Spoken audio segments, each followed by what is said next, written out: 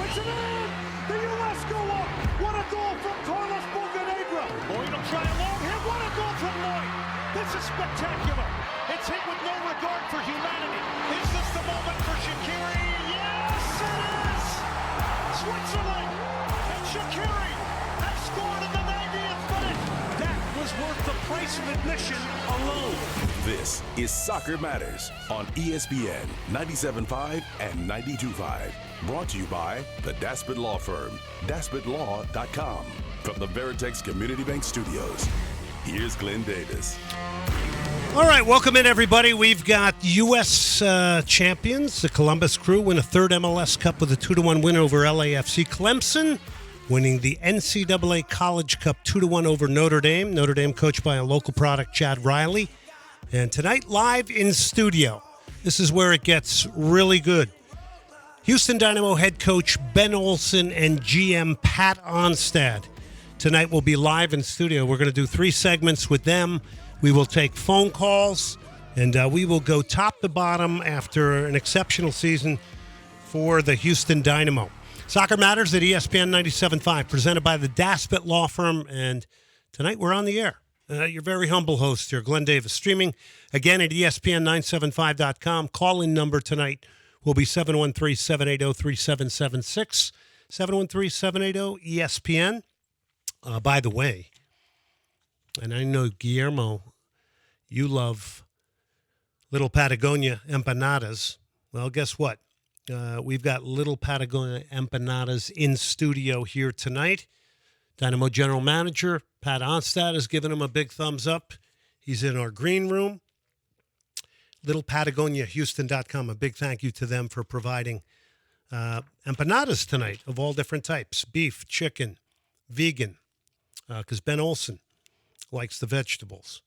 All right? So 5393 Westheimer, it's Little Patagonia. All right, Manchester United out of Europe comes as no surprise. Boos echoing down at Old Trafford today. We'll talk a little bit about the Champions League, and we will remind you that Liga MX, the finals, starts Thursday with Club America taking on Tigres for the Apertura 2023 title. Before we get to Liga MX, though, and what is an exceptional matchup, let's talk a little bit about the MLS Cup final. Columbus with a 2-1 victory at Lower.com Field looked absolutely exceptional on television. Cucho Hernandez penalty kick in the 33rd minute would put Columbus up 1-0. In the last year and a half with the Columbus Crew, just past the half-hour mark of MLS Cup. Cucho scores! All right, so that made it 1-0, and very quickly after that, literally 4 minutes later, Yeboah, who had an outstanding game from a wide position, made it 2-0 in the 37th. Oh, how about that? Yeboah got behind Olsen.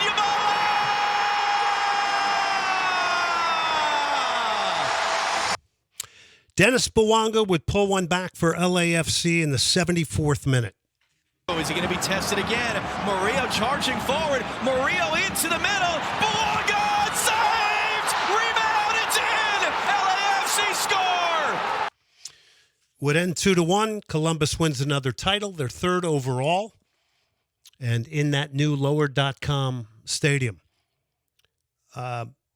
Eric Goodman up in Austin is going to be on the show a little bit later tonight, but we're going to talk about that whole interesting episode where, Save the Crew, they wanted a new stadium, weren't getting it. All of a sudden, new ownership comes in, and the new stadium is ultimately built, and now they've won a title. And there you go, right? And there was always an angst at the Austin fans. The Austin fans had nothing to do with stealing your team. They were just people that were happy to have professional soccer. And that was much like the Houston Dynamo and the San Jose Earthquakes when the Earthquakes were relocated to Houston. All right, so let's move into Liga MX now.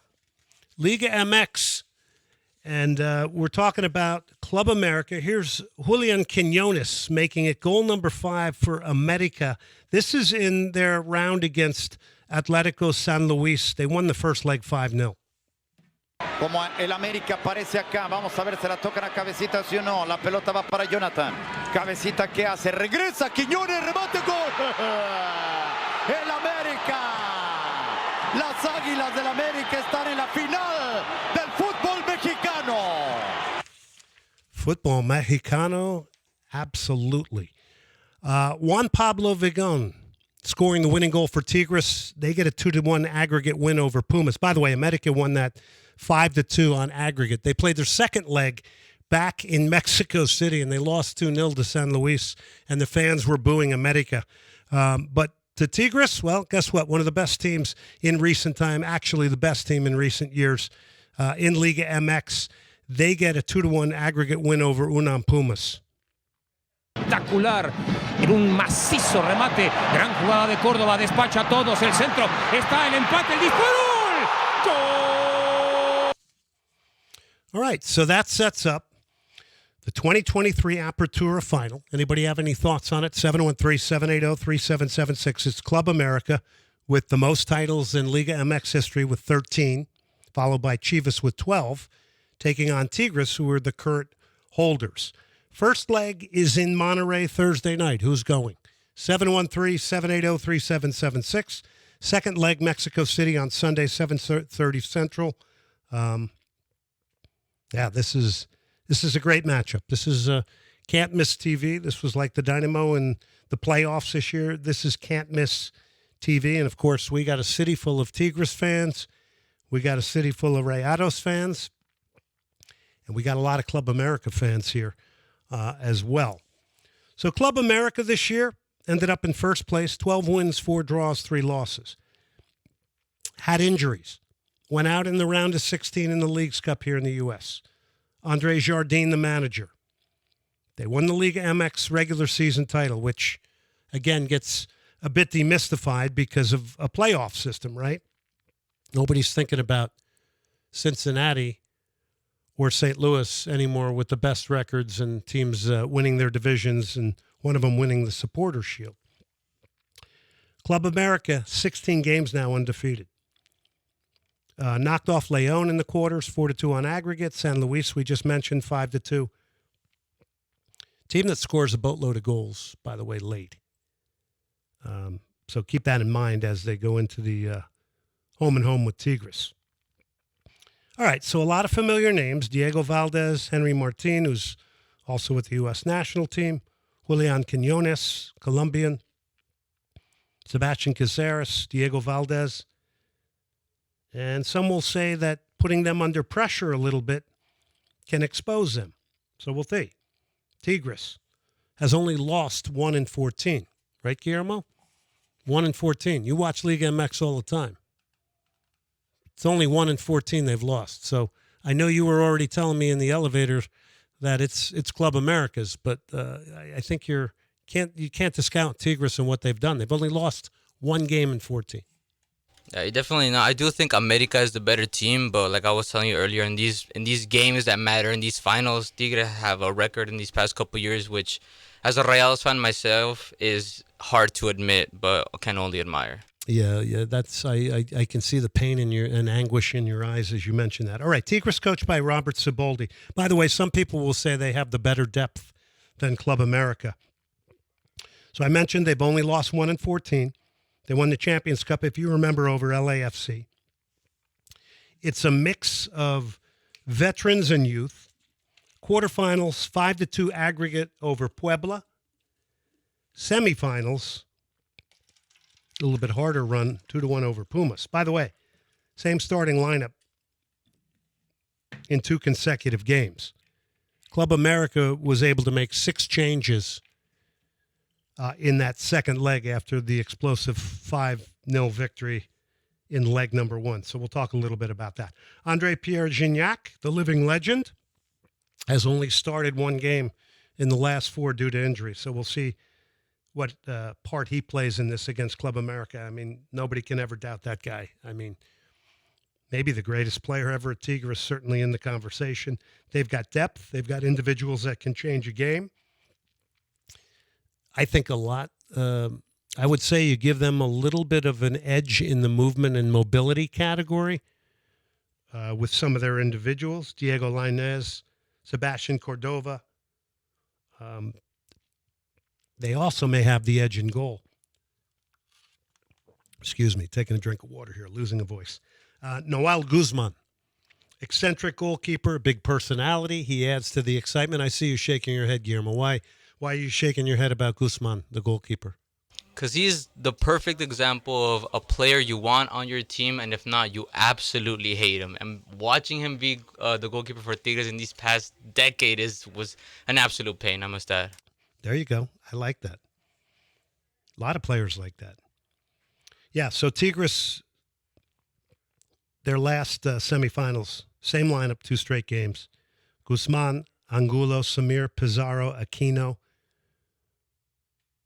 Rafael Carioca in midfield. Gorarian in midfield. Cordova, Lainez kind of bringing some width, but also running the channels. Vigon behind Ibanez. That was their lineup.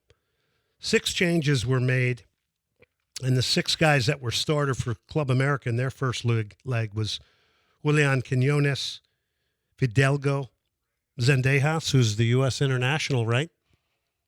How do you feel he's done for the U.S., Guillermo? I mean, he's like 25. The whole situation and saga that followed him was kind of threw me off guard, if I'm being honest. But I'm excited to see him, succeed on a team like the U.S. because Mexico's been having a bunch of roster issues and all this other stuff. But that's a different conversation. For sure. Back 4, we already mentioned. Malagón in goal, Fuentes, Caceres, Lichnowsky, which is very interesting. 29-year-old center back. He's playing for Club America, but on loan from Tigres. I mean, there's a storyline in itself. Don't be. Make sure you go in 100% on these tackles. All right, he's a Tigres guy on loan. 7 caps for Chile, and then Miguel Layún, the veteran, as a right back. Certainly, if he gets a start, he's definitely somebody who can handle the big occasion. We know that. So this is going to be great. Liga MX.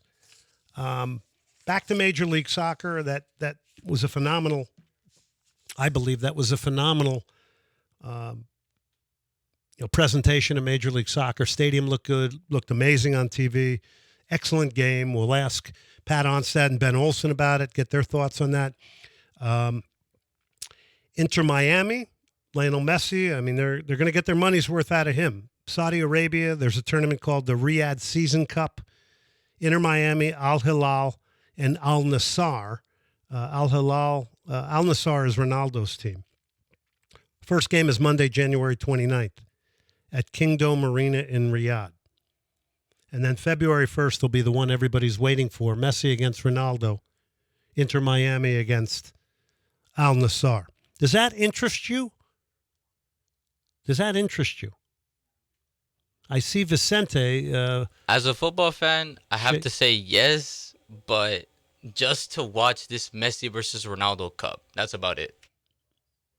But is it really a cup, or is it just some great staging for Lionel Messi against Cristiano Ronaldo, which obviously still sells in a big, big way globally? Right? Yeah, on their way out, they're trying to make as much money as they possibly can. All right, can. You know what? What I say here in the next 45 seconds, I believe they will cancel this tournament based on what I'm about to say, because we already know out of the 2 guys who is the better guy. Okay? All right, you ready? Note the tongue in cheek here. Messi versus Ronaldo. Let's go into the numbers. They've played against each other 35 times. Who do you think's got more wins? Gotta have to say Messi. 16 wins for Messi, 10 for Ronaldo, 9 draws. Okay, next category. Who's had more goals and more goal contributions? We'll make this quick. Goal contributions is Messi. There's no way. Yeah. 21 goals, 12 assists for him. Ronaldo had 20 goals, 1 assist, 32 goal contributions for Leo Messi, 21 for Cristiano Ronaldo. That's it. Don't anybody ever call my show again to try to debate this. It's over. We're canceling the Riyadh Cup in Saudi Arabia. We've done it here on Soccer Matters against the world. All right. Leo Messi, by the way, now the face of Michelob Ultra. And Houston, Texas, we await Lionel Messi coming here. Girona's a great story in La Liga. They're in first place, 13 wins, 2 draws, only 1 loss. I don't know if people remember Marcelo Claret, but he's also owns Club Bolivar in Bolivia. He's Bolivian. My sister knew him very well because she worked with him corporate insurance-wise with a lot of his companies. He's a big soccer fan. I think he owns like 45% of Girona. All right, we're going to take a break. This is called Sounds of Africa. Football Fan, it's called. It's a great song. Got a wonderful vibe to it. And we're going to come back, and we're going to get live here in real with Houston Dynamo General Manager Pat Onstad and also Dynamo head coach Ben Olsen. It's all brought to you by Soccer Matters, ESPN 97.5, the Daspit Law Firm, our presenting sponsor.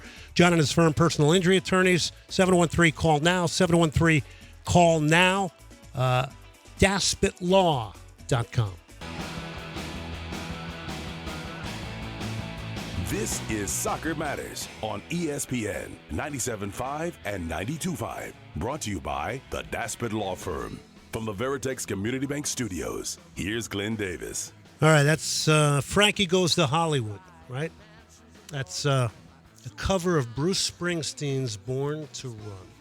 All right, Frankie Goes to Hollywood. I bet Pat may know him. Ben, I'm not sure. Well, Ben would know the 80s, I think. So we got General Manager Pat Onstad in studio, Ben Olsen, as we come back here. Soccer Matters brought to you by John Daspit and the Daspit Law Firm.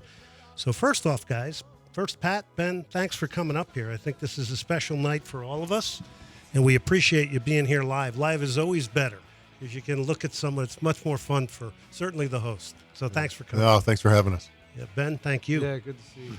All right, let's get it started.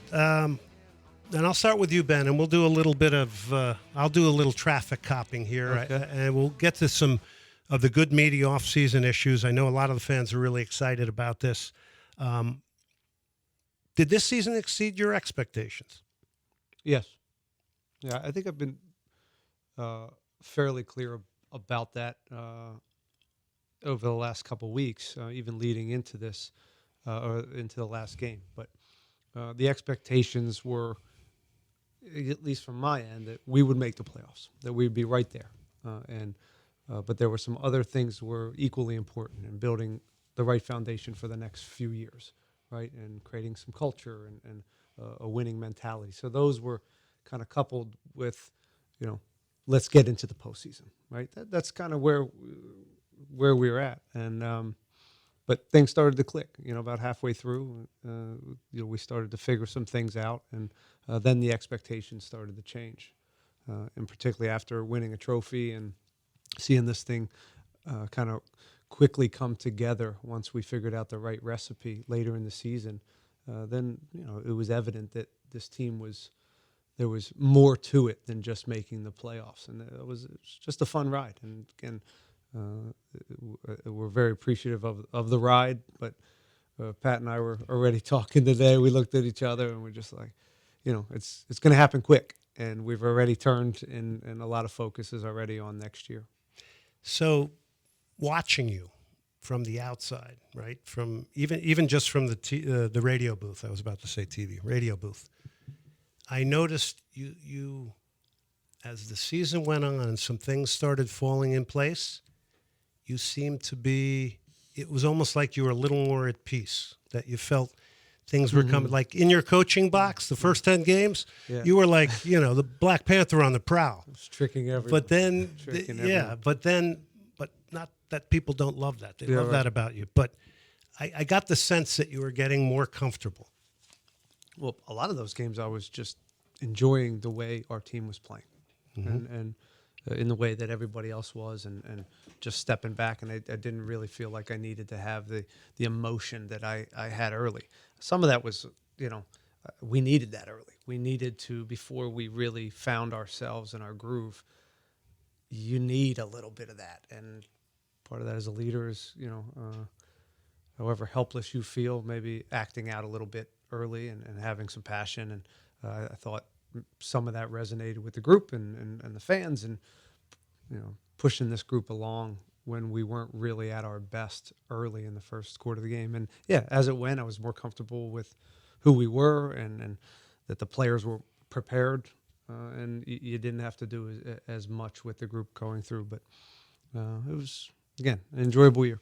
Ben Olsen live in studio. Did I hear you say this was your most enjoyable year of coaching? Yeah, it was. It was. Yeah, not even close. Hands down. And give me the reasons. Not only the success. Well, the project itself was a lot of fun. Working with Pat and Asher, and again at DC, I've said this before. It was about sustaining something and kind of rinse and repeat. And this was just a whole new challenge and starting new with new people, new staff, a new team, and I also really enjoyed the way this team went about it, both on the field, aesthetically, it was a joy to watch, but also the way they conducted themselves in the locker room and the bonds and the organic culture that the players created within themselves to really, they enjoyed it. So I enjoyed it, and they made me look at maybe leadership and coaching a little bit of a different way, that you can do it in the way they went about it this year.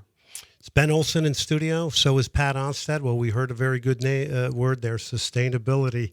And sustainability, I think, was going on before the end of the season, right, when it comes to looking at this roster. Now you guys have a huge challenge here. Success breeds a lot of things. You're going to be in 4 competitions. You got people coming in for players and coaches. Where are you at right now with it all, Pat? Yeah, I mean, I think we're still reflecting on what we did last year. I thought Ben and his staff did an excellent job of getting the most out of this group. But I think, we want to try to get more. And it's a challenge I kind of put towards the staff today, actually, in a meeting, and then also down in front of the entire staff of the company, was just to say now we have a little bit of a target in our back, not a championship, MLS Cup championship, but we have a US Open Cup championship, and we had some success. So for us to get better, everybody individually has to do so. And then on top of that, we need to make some tweaks to the group, whether that's, in the attack, defense. I think it'll go back and forth, but we still need to have some work to do. So after this remarkable season, one thing I remember having the radio show in Austin and covering Austin FC, after they had that spectacular second year, Driussi, everything he hit was gold. It was a remarkable season for them. They almost got to the MLS Cup final. They really hit a downward spiral this year. I don't know how much of that is about roster or what, but what are your observations? I mean, and Ben can probably answer this as well. So I'll kind of try to make it quick. But when you talk about sustainability, I do believe there's a lot of teams in this league, they'll have a blip of success and then they'll fall right back off again. And I think for us, and it's certainly been my goal since I got here in 2022, is to build something that year in, year out, we can fight for trophies. And to do that, the first step in our league is to make the playoffs on a regular basis. So, how do you go about that? I believe you still have to make changes every year, even though we had a very successful team. But you need guys that are hungry. We're very lucky, and I think Ben touched on that. This group really enjoys being around one another, and we have a lot of guys that have a history of winning titles and trophies and lifting up trophies. So I'm not as concerned about making drastic changes to our group, because I think we did a good job of bringing in those type of guys, and now they've tasted success. Yeah. And maybe in a small piece of it is we didn't win the trophy that we ultimately all thrive for, is MLS Cup. We want to win another great trophy in US Open Cup, but I think these guys will come back hungry. Ben? Yeah, you just can't stay still. Yeah. You can't move sideways. I heard somebody once say, every year you have to make like one significant signing, like a big signing, big signing that makes a locker room kind of open their eyes maybe a little bit more. I think we're lucky that we're going to bring back a core group, and that continuity is important too. As much as it is to freshen it up and change things, also continuity within a core group is vital to sustaining some success. But I do believe in it, whether it's the off season, especially after you've done well, to bring competition in, bring some new ideas from a coaching staff, and then even in the summer in the transfer windows, it's always again from a coaching standpoint important to have new blood, new competition, and new ideas, because we're all human nature, right? We need a few of those on this show. That's why you guys all are need here it. today. We all need it. These guys need to keep you, keep you absolutely. hungry. It's the same in every field, and we all need a little extra motivation, in particular when things went well. Yeah. Ben Olsen, Dynamo head coach. Pat Onstad in studio here tonight talking everything Houston Dynamo. Hope you're out there enjoying this here tonight. This will also be available. Obviously, it's on twitch.tv, ESPN 97.5. These interviews go up on YouTube, Soccer Matters, so you can listen after to the fact of this program here tonight. So CONCACAF Champions League, we got international competition back. I'm loving this. Ben. I saw a smile on your face. You loved it as a player. You love it as a coach. Just your excitement about qualifying for that. And I just want to say really quickly, 4th place in the Western Conference semifinals, Lamar Hunt U.S. Open Cup winners. For those of you who are listening in and have not really jumped on the Dynamo as far as a professional team in town. All right, so international competition. They're just great bonding and experiences for coaches and the team to go together, to go to another country. We've been going to Mexico. We went to Mexico in preseason last year. We're going to go again, most likely this year or next year. And when you go down to Costa Rica, Honduras, Mexico, these are just chances to grow and put your team in a different environment.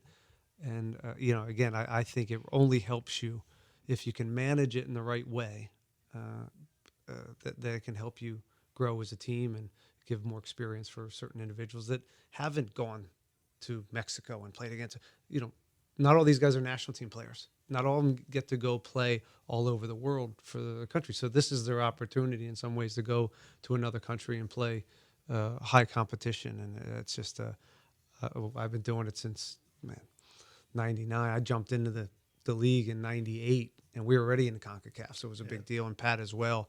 We were on successful teams early, so it was straight into CONCACAF, and great memories, and glad to be back into it. And Pat, you've been a part, like Ben, of all these great international games as a player. Leagues Cup, what'd you think of it? Yeah, I thought it was great. It was a good measuring stick for us. Came at an interesting time in the season. I think for our group, it was a great moment for us to kind of press reset. We got what was a hard-fought draw away just before leading into it in Colorado.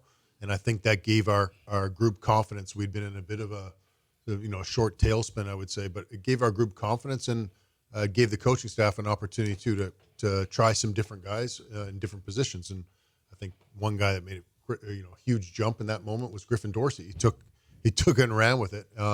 So I think for us, it was a good challenge. And then the one nice thing for us is we're playing on home soil, but we're also challenging ourselves against some very good Mexican teams. We were lucky with our draw. We got to play, Santos Laguna and Pachuca, 2 very good teams. And I thought it was a good measuring stick for us in the region. All right, so a lot of the fans are looking at the MLS Cup final, Columbus Crew, LAFC, and then they're going back to the LAFC game where the front four had a rough time. The 2 outside backs played fantastic for LAFC, Palacios and Hollingshead. You had a hard time getting behind them. At the end of the day, it was tough for the front four. For me, it seemed like Hector had a lot of weight on his shoulders in that game. Okay. That's so that question is coming to you guys about that game, and if that game reiterated something you already knew about the attacking side of the team or helped enlighten you more. I think I may know the answer, but I'm not here to answer it. It's for you guys. So when we come back, we got more with Ben Olsen. We got more with Pat Onstad. We got a lot to talk about. We want to go through some players and some transactions that you've made, Pat, and what's in that GM's head and the head coach's head as well. We're drilling deep here tonight. I'm on the line with the listeners, so I got to get it done tonight. All right, we'll take a break here. Soccer Matters, ESPN 97.5. By the way, little Patagonia empanadas. We're having them. Jack, go get some. Edgar, go get some, please. Everybody leaves here tonight eating great empanadas. Little Patagonia empanadas. They are located at 5393 Westheimer Road, right near the studio. We'll take a break. Daspit Law Firm.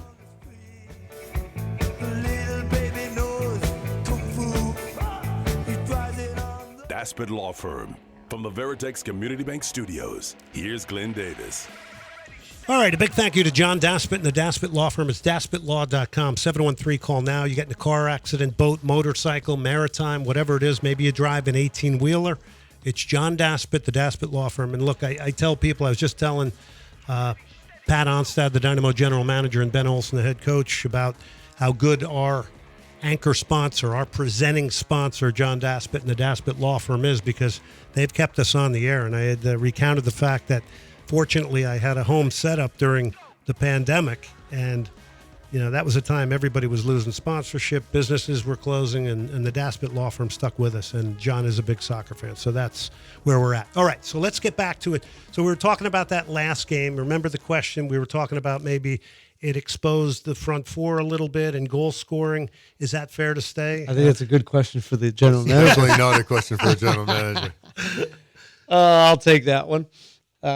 Listen, we beat LA twice in the regular season, but we knew going into this game that this was a different animal, and we saw them obviously last year in the postseason, and also the games leading into this game against them this year.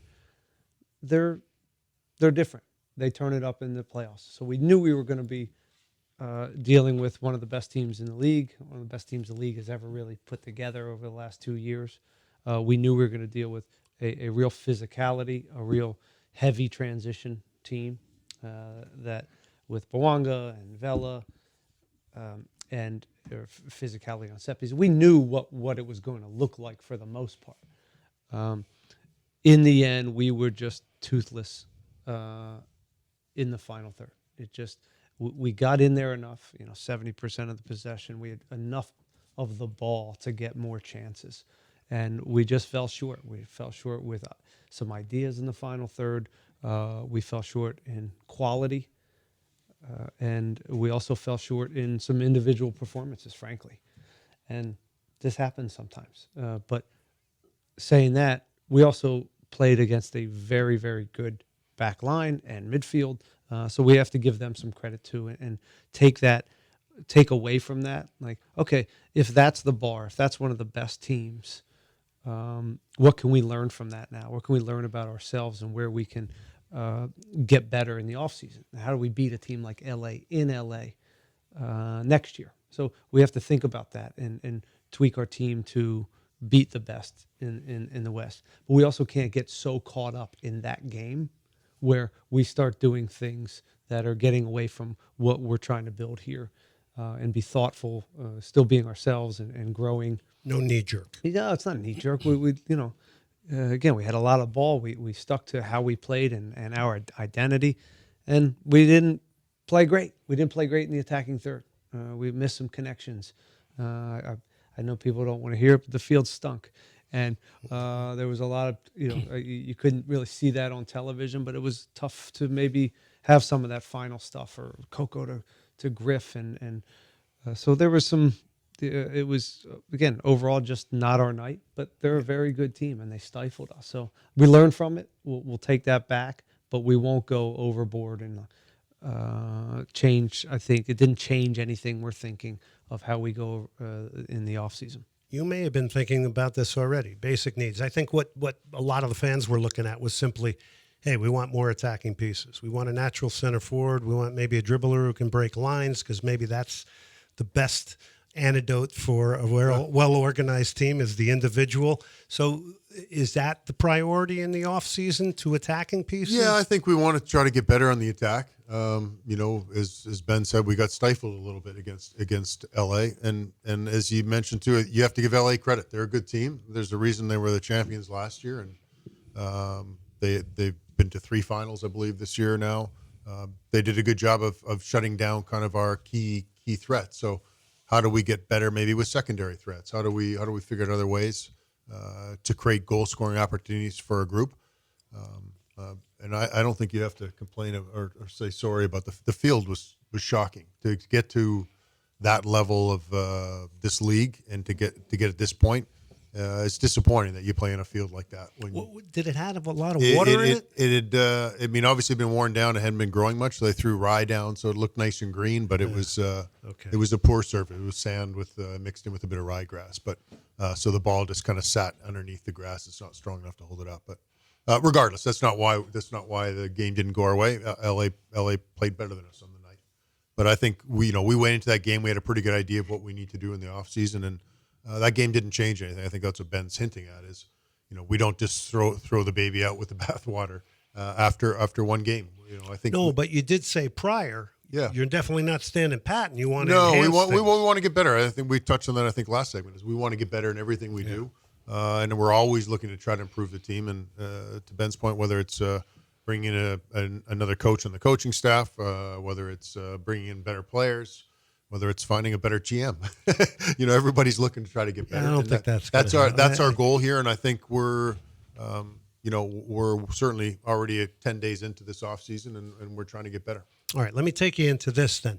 When you're looking for players now, because you guys, your sort of game model, whatever you want to call it, your lineup, your tactics changed a little bit. It was very interesting, actually, from the outside, the way everything evolved during the year.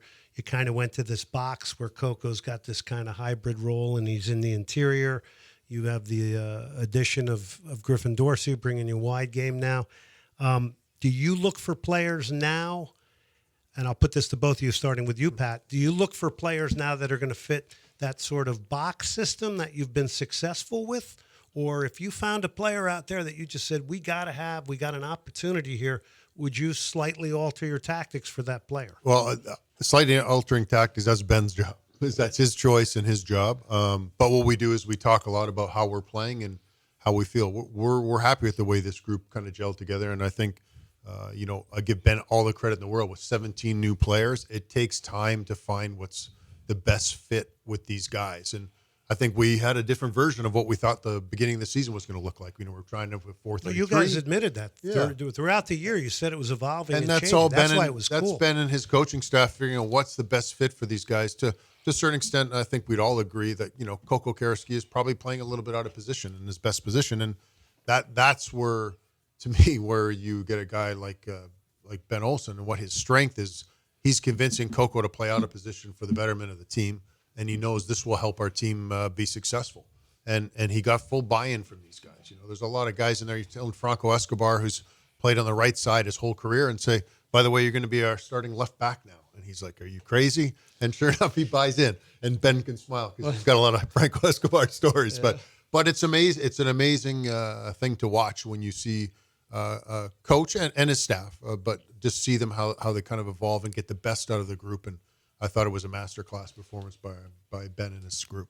Thank you. Yeah, that was when we talk about joy. That was one of the fun parts. And again, I have a great staff around me, and there were all these iterations throughout the year, and these moments and sometimes they happen by act. You have an injury. Okay, let's try this here, and that process together as a staff, and the team, because they're involved in kind of some of these discussions of getting to where we needed to be, where we thought, okay, everybody's in the best positions to succeed individually and collectively, and relationship soccer happen. That was a really enjoyable process, and that blank canvas that we were trying to fill. And I think we're close. We're close, but there's always going to be tweaks.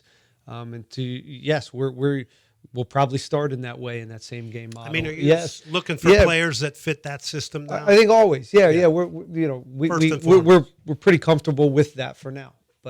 We've also been through this enough that very quickly things change, and one or two pieces come in that you think make sense in that structure, and like, wait, let's try this. Maybe this isn't working. So we're always trying to move forward and adapt and maximize what we have, and that's kind of the enjoyable part from a staff standpoint. And I got a good crew around me. Well, you're talking about a great crew, but you're losing a big guy. Brendan Burke, right? Yeah. Going to Hartford Athletic. Now, was he's technically your first assistant? Is that a fair term? You could call him that. Yeah, okay. For sure. So, everybody, with my staff, everybody has kind of they're all in silos, and everybody has a big role. I need to hide a lot of my deficiencies. Everybody works a lot if you're working for me. So to fill that role? Is it a promotion from within your staff, or do you look outside for something fresh, a different mindset? We're open to that, Everything. but most likely we're looking outside of the staff I currently have. Yes. Because as you mentioned before, just like me, you got to find people that are good at things you're not good at. I'm a lousy salesman. That's for one thing. I can tell you that. All right. So can we go over a couple of players? All right. Tell us about the Corey Bairds. I think that one surprised people a little bit, Pat. Yeah, I'm. When you have success in this league, the league is designed to have parity, and you get up against the cap pretty quick when there's a lot of bonuses that were hit, and that counts against the cap the next year. So, Corey had an excellent season for us. He's in a contract year where he hits free agency tomorrow when free agency opens. We discussed a contract with him, but for us to be able to do that and get the pieces that we need around, we need to probably move somebody out. That somebody's probably like a Coco Carrasquilla. You'd have to sell and get that, but that's not going to happen at this point. It'll happen maybe in January or maybe not till the summer. So, the unfortunate thing for Corey is he needs to get paid come January 1. He doesn't get paid. So it's disappointing because I think he put everything into our group this year. He gave Ben everything he had, and Ben will be the first to tell you it helped us play the way we played. He stretched the back four. He was excellent for us. So it's disappointing, but you have to make those kind of choices as you move along, and you can't bring everyone back. And unfortunately, right now at this point in time, it's going to be difficult to bring Corey back. And he's another one that would be an example of playing out of position technically, right? Along with maybe Franco and he's another example of versatility and a guy that was selfless in the season and willing to play wherever we needed him to play. And he was fairly successful in all those spots, left, right, played up high. And it was nice to see him on a personal, he didn't have the best season last year or the year. He was in a little bit of a funk, and to see him come out of that at a good time in a contract year, good for Corey. He did a great job, and now he's going to have options to further his career. Maybe it's with us, maybe it's somewhere else. All right. The albatross is Sebas Ferreira, right? Hasn't left and scored goals on loan in Brazil. He holds down a DP spot. What are you thinking about that right now? We'll see. We've, I've been texting back and forth with them. We're trying to find a solution. I think that satisfies all parties. But in the end, there's a good chance that he'll be back here in mid-January with our group, and hopefully he'll come back and be hungry to score goals for us. So if he came in lean, mean, fit, ready to go, aggressive, does he fit your plans potentially? Yeah, he'll be part of the team, and we'll figure it out, and we'll preseason day one start evaluating where he's at and what we look like with him, without him, and it'll be no different than it would be the start of this preseason last year. I have some more ideas on him and what he brings to the table now. But if he's here, he's part of the group, and he'll contribute. Awesome. Okay, now I'm not sure Exxon is the best name for a player coming to a club that's got a big sponsor named Shell, but I don't even know if it's Exxon. Exxon Arzu is a young Honduran. I guess he's very young. Real España under 20 Honduran national team. You guys picked him up. Is he for Dynamo too, or is he a potential in the future? Yeah, Dynamo too, but this is kind of news to us a little bit. Oh, okay. Yeah. It's breaking news. Finally, I got some breaking Thanks for news. breaking the news. Yeah. Okay. Yeah. Okay. Well, okay. So he's probably Dynamo too. How about this guy, Isaiah LaFleur, left back? Because, just seeing he came in, played about a year and a half with us with our second group. He's a really good athlete on the wing. He had a bit of an up and down season this year with Dynamo 2. Kind of was on the up at the end of the year, but for us, we're overloaded at left back. Okay. And that's his best spot. And the reality is he wanted to have the opportunity to get an MLS contract. We offered him a Dynamo 2 contract again, but he was able to secure a Philadelphia Union first team contract. So we're happy for him that we were able to develop him a little bit. Unfortunately for him, he was just kind of blocked with the amount of left backs. All right, we're going to take a break here. We're going to come back. We'll begin to open up the phone lines in a little bit. 713-780-3776. Having a great time. By the way, a couple of my former youth players, Ben, ran into you. We had a great time. These guys love you. They love me. They loved you. They couldn't stop talking about your coaching ability. They did. They said they loved you. No. Well, one of their teammates was the coach of Notre Dame that lost to Clemson last night in the final, Chad Riley at Notre Dame. Okay. So Clemson's the national champions. This is Def Leppard. These guys love soccer, by the way. They're all from Sheffield, England, so they're big soccer fans. I think they were Sheffield United fans, not Wednesday. All right, we're going to take a break here. Come back more, 713-780-3776. Dynamo General Manager Pat Onstad. Dynamo head coach Ben Olsen in studio here. This is a lot of fun. On ESPN 97.5 and 92.5. Brought to you by the Daspit Law Firm, DaspitLaw.com. From the Veritex Community Bank Studios, here's Glenn Davis. All right, welcome back to Soccer Matters. Okay, we're lining it up, the phone calls here. A couple of words here quickly. Hugh O'Connor's Pub, I-10 and the Marquee Entertainment Center. It's a Liverpool supporters group there. Great whiskey offerings, great beer offerings. It's Hugh O'Connor's Pub out on I-10 in the Marquee Entertainment Center. Cactus Music, my great friend Quinn down there, he's already got his Rolling Stones tickets. But if you're a fan of vinyl, this is like going into a museum as well. It's Cactus Music, okay? So don't forget that either. I'm a big vinyl guy, and I think a lot of people are getting into it. It's a lot of fun. Okay, we come back again with Dynamo General Manager Pat Onstad and Ben Olsen. Just before we move on here, just maybe take us a little bit more into the DP situation. Were you disappointed that a fourth wasn't added? I know I asked you that before. I don't know if I was disappointed. I think this is kind of up to the owners and what they want to spend. Right. I think they're looking at different avenues and how to improve the product on the field. Whether that's bringing in a fourth DP, which I don't think will be happening. But there's different things that they're looking at that hopefully will help us try to build our roster out.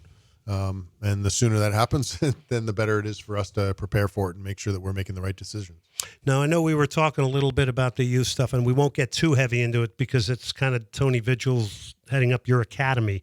But I do want to ask you a little bit about just the ultra importance to compete in MLS by producing some of your own cheap labor. I know we were talking about the youth community on the outside and MLS Next now, and the two groups, one headed up by Josh Gardner, it's Rangers, and the other one I think is GFI, Global Football Initiative.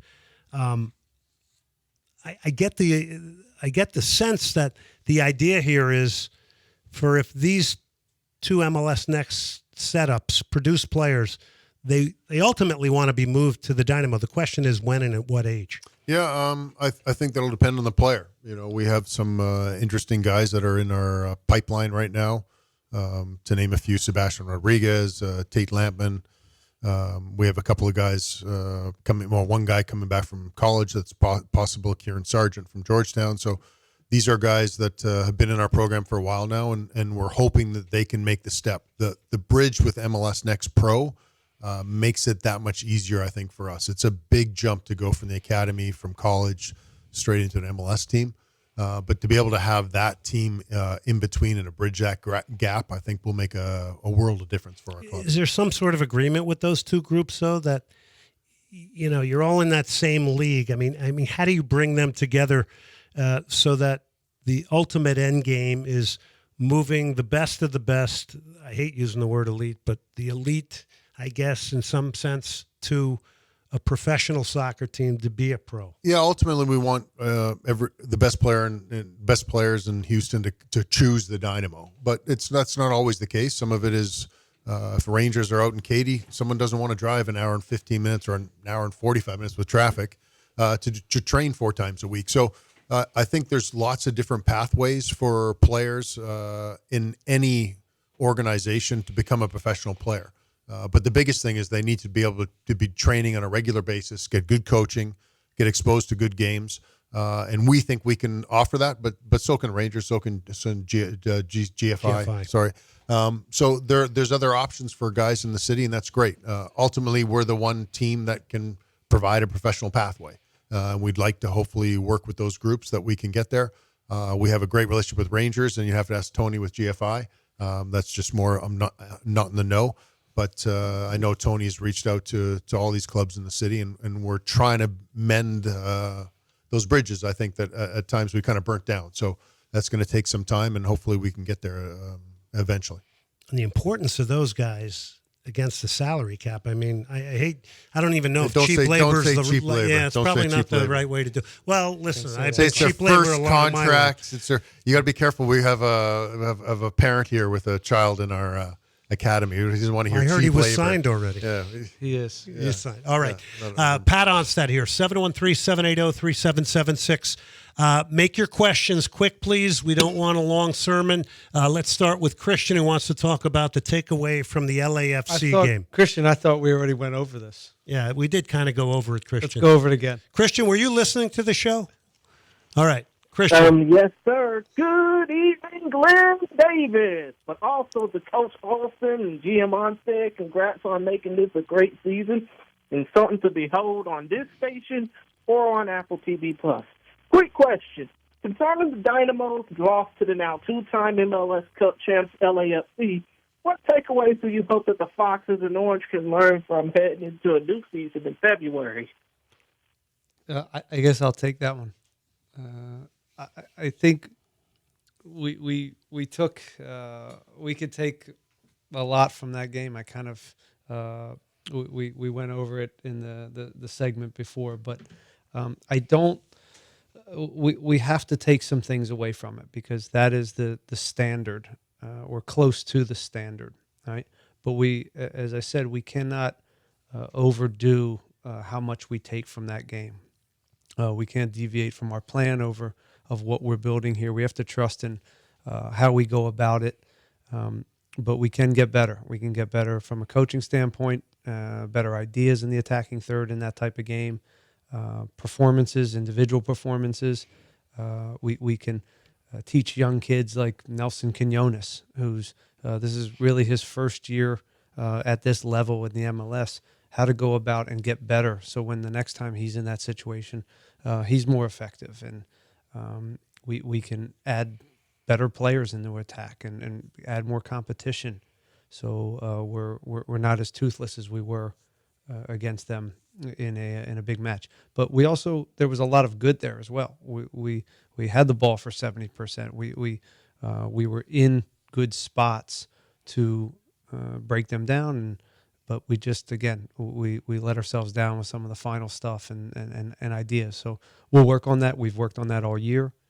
Defensively, we end up giving up a set piece and an own goal. So it wasn't like we, kind of shot ourselves in the foot in two areas to give up goals that we can control, really. So a lot of work to do, but, it was nice to see that type of standard, but we're not going to change too much of the progression that we're on right now. He's Ben Olsen, head coach of the Houston Dynamo. Pat Onstad live in studio, enjoying that people are able to watch this on Twitch. It's really a pleasure to have both of them here. And this one's really off topic, and we'll get back to more phone calls. But with the NCAA National Championship the other night and the draft coming up, you guys have three choices. I know, Ben, you being a UVA guy, I know you guys believe in college soccer and that there's the possibility of picking off a gem maybe in the draft. Did Ben go to college? I'm sure. Did you leave early? Did you? I did go Project to college. 40. Yeah, you Project went 40. for I went there. a year and a half. We're Yeah, I Nike went there. Project 40. It wasn't that long. Yeah. And but I learned a few things. Yeah. I learned how to play soccer. Yeah, a few things. It's great. Importance of the MLS Super Draft. The Super Draft it's like I had mentioned earlier. It's a big jump for these kids. There'll be a few. There's a few kids that will come in and make a difference. Why am I going blank? The Orlando Danny striker. Pereira. Danny Pereira Maguire. in Austin. Maguire. Yeah, Maguire in Austin. In Orlando, I thought was excellent. But there won't be that many. And we pick 26th, I believe. That'll be difficult down there unless we feel there's a player that we feel we should trade up for.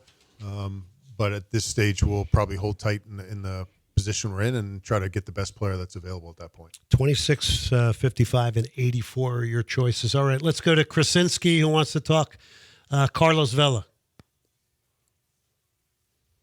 Krasinski. Hi, this is Chris Sinsky, the Sinsky Man, host of Dynamo Faithful. You can listen to us on Apple or on Spotify.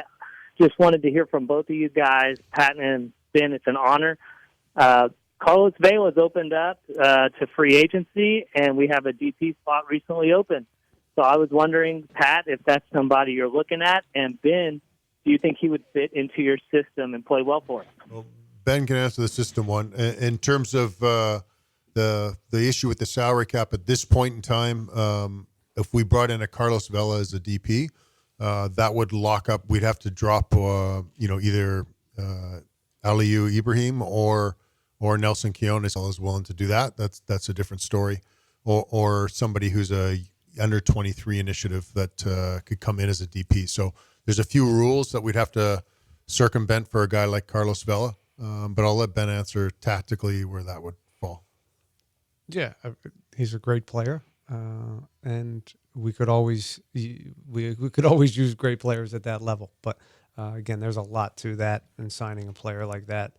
But tactically, a Carlos Vela you can always find a way to get him on the field. There's a lot of talent, and we got a lot of respect for him, and he's been a real nice addition to this league. It was nice to see him and Hector in the final game. I know they have a great relationship, and to see those two compete together was a neat thing to watch. So in the fans' mind space, I know I hear a lot of, what about Josef Martinez? What about Chicharito? I mean, do you look at these things seriously? Do you come up with a quick answer to them quickly?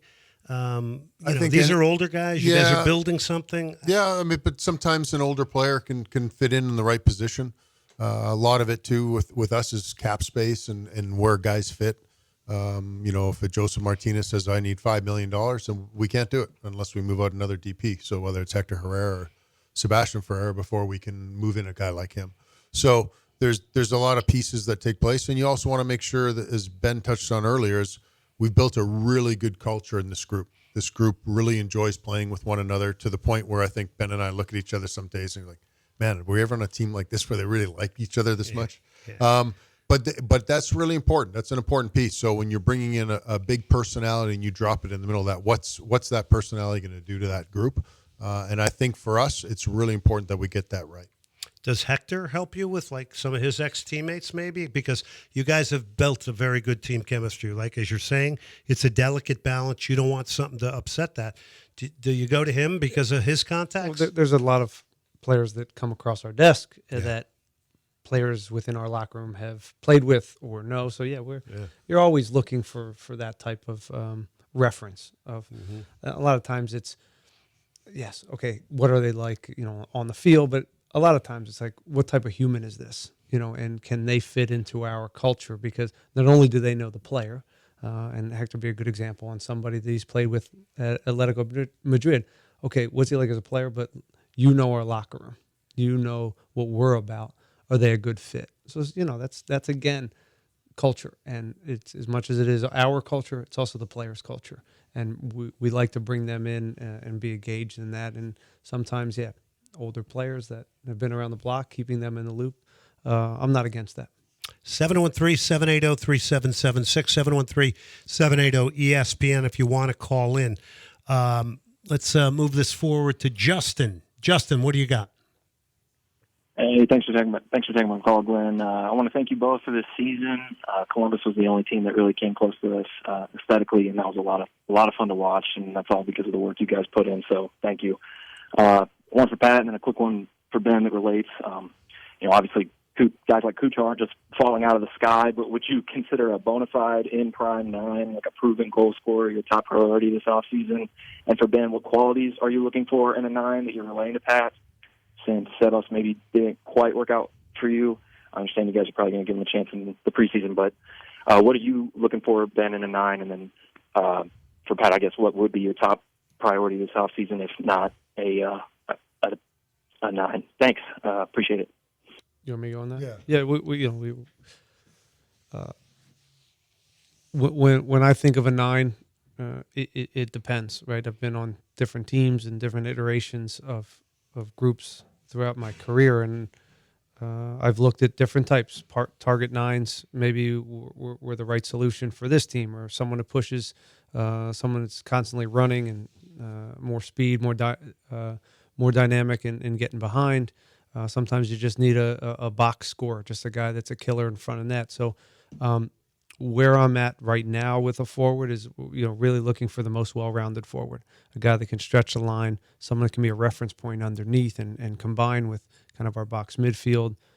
Of course, the hard part is scoring goals, and they got to be, if you can find a killer, Cucho's a great example of a forward that comes into this league and just has a little bit of everything. He can create his own shot, good in the box, good in the air, scores in different ways, doesn't let you off the hook when he gets his chances, but he also can drop deep and combine and add extra numbers when the game dictates that, and as a real reference point. So, but they don't, as you said, they don't grow on trees. A forward like that, they're not cheap. They're very, very, very expensive. But at some point, I'm sure we're going to have a forward in that vein in the next year or two. Yeah, and I think that's what a lot of people were pointing to, the fact that each team in the MLS Cup final had a legitimate goal scorer with a lot of goals. Chicho Arango came in the RSL series. I'm sure that gave you a few headaches when he finally got healthy and was back on they became a little bit of a different team against you guys. Where do you look now? Is it South America? Is it Europe? I think we'll try to find the best player. I don't think it really matters where he's from. And I think the other piece that we talked about is make sure it fits in with our group. Well, guys, listen, I thank you so much for coming up here. Outstanding job this year. You guys really brought a lot of life back to this club. Aesthetically, the way it played, with all your efforts, there's a lot of things none of us know on the outside that goes on behind the scenes, the work that others do on your staff. But, I mean, simply making the effort to come in the studio here to join me tonight and allow the listeners to speak with you, we really, really appreciate it. You got quick work to do here. What did you say? The next game is going to be what? We start February 20th, I think it is, somewhere in there. So, yeah, we're back at it in pretty early January, so we're ready to go. Unbelievable. But listen, Glenn, if you keep bringing empanadas in every time, you might be here more often. Well, it's an open invite. You guys always have it. You've always have had it. This is all about trying to spread the lore of the Dynamo and MLS and the great game of soccer, and we can't do it without guys like you that are in the know. So, Ben, thank you also. Welcome to Houston. What an awesome start. Thank you for that. And, Pat, thank you as well for coming in tonight. Yeah, thanks for the warm welcome, Glenn. It was nice hanging out with you this year. We had a lot of chats. It's a lot of fun. We can do this again. You know what? We'll do one time. We'll do it in the preseason. We'll do a preview going into next year, and one day we'll do it, and we'll talk maybe Europe or just anything we want to talk about. Okay. All right. I was going to play some Celine Dion for you. Wonderful. All right, we're going to take a break here. Great to have Pat Onstad here. Great to have Ben Olsen here. We'll take a break. Hope you all out there enjoyed this. We'll come back. We'll continue the discussion here tonight on Soccer Matters ESPN 97.5, presented by the Daspit Law Firm. Here's Glenn Davis. So, we've been getting into this Twitch thing as we welcome you back to Soccer Matters on ESPN 97.5. By the way, big thank you tonight to my great friend Sebastian Abraham, Little Patagonia Empanadas. Vicente, our intern, is Argentine. So did you get some, Vicente? Come on and give us a review right now of the empanadas from Little Patagonia. I want to hear what you thought about them because you are Argentine. You are the real deal. How are the empanadas? The empanadas were amazing, man. Yeah. The empanadas were so good. I mean, they were on point. The sauce, everything. Chimichurri. I love them. Yeah. They were amazing. All right. Thank you, Vicente, for that. Okay, so Soccer Matters brought to you by John Daspit and the Daspit Law Firm. John and his firm, personal injury attorneys. Listen, I would love for some reaction now from the interview. 3 segments with Dynamo head coach Ben Olsen, Pat Onstad, 713-780-3776. A lot of interesting things jumped out. We can talk about that. But first, I want to go back to what I was saying about Twitch. Okay, because we haven't used Twitch a lot on the show. And after the quality of information and, I guess, entries that people put in, Guillermo, I would say Twitch, So a guy named Poor Marine. Now this guy, whoever Poor Marine is, and I hope he's listening. Number one, what you wrote on here is an embarrassment. I hope you have no kids. Number two, you're a lowlife. And number three, the best thing you can do is move out of your mother's basement. Okay? That's what you can do. All right? To sit around and be on here and type this nonsense is pretty incredible. I mean, you really got to wonder what a low life like Poor Marine does in his life. So, unbelievable. Literally calling me a name that I can't say, calling me biased, which Pat Onstad and Ben Olsen will not think I'm biased. And Ozzy said, I hope Glenn doesn't read the Twitch. This is the first time I've ever read the Twitch comments, and this could possibly be the last. I can't even believe people could type this, even in anonymity, how they would feel about themselves. Okay. All right. I thought we were going to get some good soccer comments on Twitch. That's why I was in favor of it. But after tonight, wow, it's pretty sad. You know, there's a beauty about all the social stuff. But boy, there is a really dark side that really draws a lot of conclusions.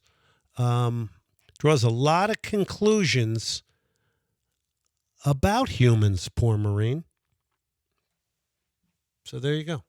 All right, let's get back to talking soccer here and none of that nonsense. All right, UEFA Champions League today. PSV 1-1 with Arsenal.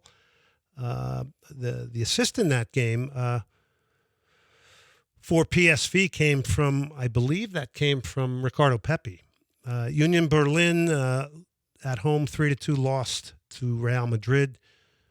Joselu had 2 in that one. Bayern Munich 1-0 at Old Trafford.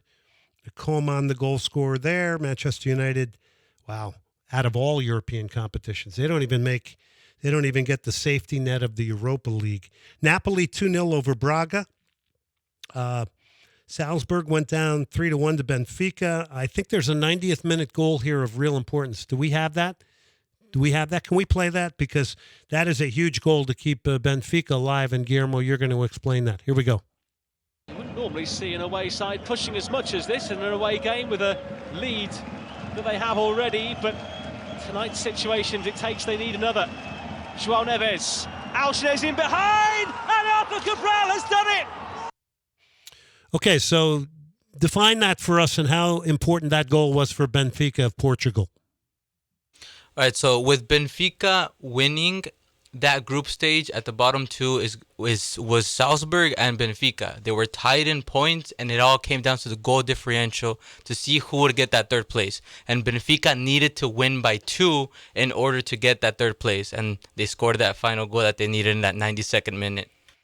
Okay, so huge goal. By the way, I have Linear said on Twitch, at least somebody came in with something that's of importance here. He said, is Teenage gone? Yes, Teenage is gone. He was holding down a DP spot. I think the emergence of Mikael helped to make that kind of a no-brainer.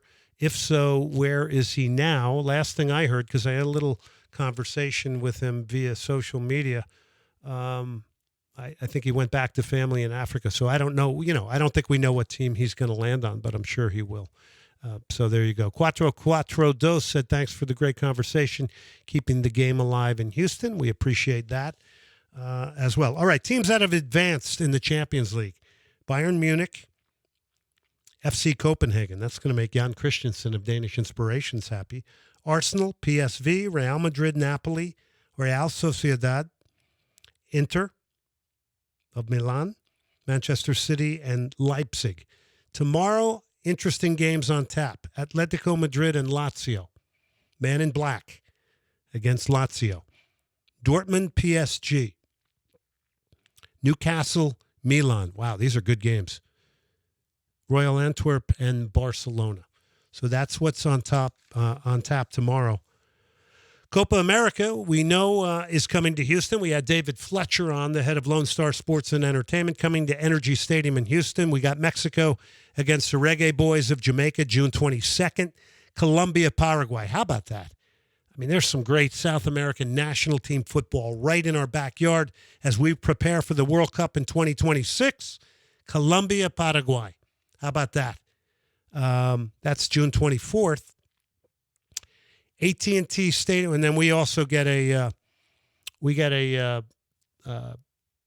quarterfinal match, which, if all goes to plan, that would be Argentina coming to Houston. AT&T Stadium in Arlington. By the way, 3 stadiums in Texas for the Copa America.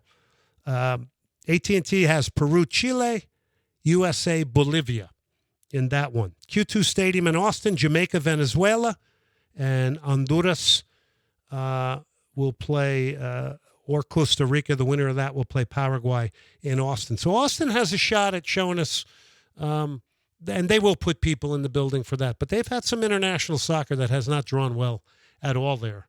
Some Bundesliga games, 2 German teams were there, didn't draw. And then, even the 2 Mexican teams that were there did not draw at all. So Group A is Argentina, Peru, Chile, and the winner of Canada, Trinidad, and Tobago. Group B is Mexico, Ecuador, Venezuela, and Jamaica. Group C is the U.S., Uruguay, Panama, and Bolivia. And look, Copa America, this is for the United States. We all clamor and talk constantly and incessantly about the want and the desire for the U.S. to get matched up against differing competition and not just in friendlies, to get out of CONCACAF a bit. So you got a match there with Uruguay, which I think is going to be one we'll really put a circle around. Group D is Brazil, Colombia, Paraguay. We are hosting a quarterfinal. That's hopefully going to come out of, it's the Group A winner, which if it is Argentina, we will get Lionel Messi and Argentina here in Houston. LSSE.net to keep, you can get on the list to when the tickets will go on sale. So it's a good thing to be paying attention to that, especially if you want to get ahead of that quarterfinal match, which potentially is Argentina. You can get out in front of that. So we got on Thursday, Club America Tigres. I think this is a must-watch. We've got Eric Goodman of the Austin Chronicle and the Verde Report coming up next to talk about Austin FC. Charlotte FC, Dean Smith will be the next coach, the former Leicester City manager, 52 years old. In 2018, he was the manager at Aston Villa. John Terry, if you remember, the Chelsea center back, was his assistant there. Jack Grealish was on that team. He was at Villa from 2018 to 2021, winning 55 times, drawing 27 times, and losing 56 times. We mentioned the Cup in Saudi Arabia, in Riyadh. And, Girona, first in La Liga right now, have not lost on the road. They play in a 14,000-seat stadium. The coach is Michel, the former player at Rayo Vallecano. He's been the head coach since 2021. Marcelo Claret, who is a Bolivian, I mentioned earlier, the Claret Group owns Club Bolivar, has a large portion of that team, Girona. And that comes on the heels of last week, the great interview we had with the former Astros general manager, Jeff Lunau, whose Cancun FC won the second division in Mexico. And in the second division in Spain right now, Jeff's group has the team Leganés, and they are in first place. So if they finish it out, they get promoted to La Liga. Can you imagine that? Can you imagine that? All right. And by the way, when we were talking about player development in Houston, it does not look like the 11 years I was involved with youth soccer here from a money standpoint.